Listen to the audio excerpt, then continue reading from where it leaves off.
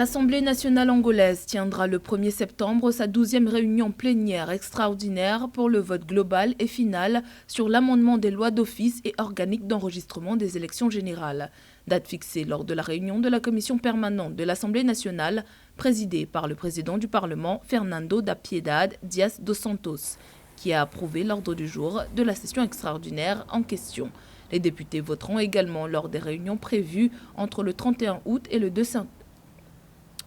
Les députés voteront également lors des réunions prévues entre le 31 août et le 2 septembre le projet de loi sur la Banque nationale d'Angola.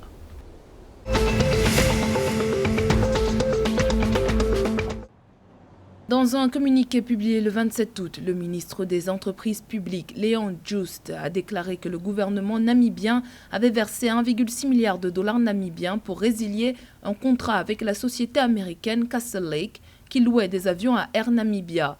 La compagnie aérienne nationale a été contrainte de rendre l'avion qu'elle louait après sa fermeture intervenue l'an dernier sur décision des autorités. Le gouvernement est néanmoins parvenu à économiser environ 667 millions de dollars namibiens lors de ces négociations qui ont abouti après 10 mois d'échanges entre les deux parties.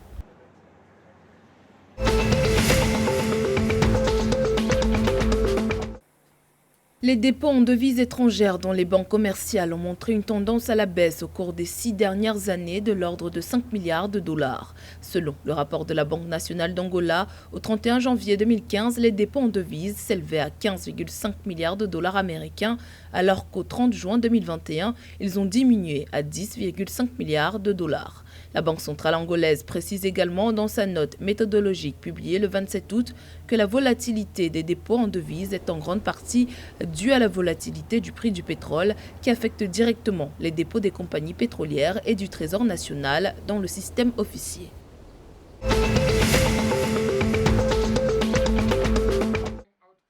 Le nouveau ministre des Finances de la Zambie prévoit d'augmenter la production de cuivre du pays d'ici 5 ans et de conclure un accord de financement avec le Fonds monétaire international d'ici octobre 2021.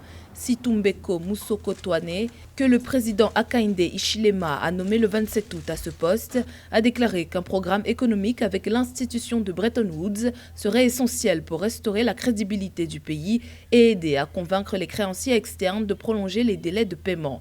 L'administration Hichilema vise à doubler la production de cuivre pour atteindre jusqu'à 2 millions de tonnes métriques par an d'ici 2026. Situmbeko Musokotwane est confronté à la lourde tâche de relancer une économie qui a reculé de 3% en 2020 et qui s'effondre sous près de 13 milliards de dollars de prêts étrangers et connaît une inflation galopante.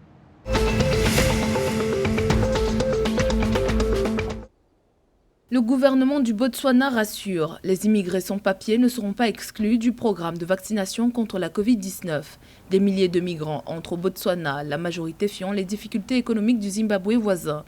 Certains sans-papiers ont révélé avoir été refoulés des centres de vaccination, d'où la sortie du ministère de la Santé botswanais. Les autorités sanitaires botswanaises ont décidé d'apporter une aide inconditionnelle aux sans-papiers, une nouvelle politique selon les observateurs, quand on sait que le Botswana expulse environ 22 000 immigrants non autorisés chaque année, principalement originaires du Zimbabwe.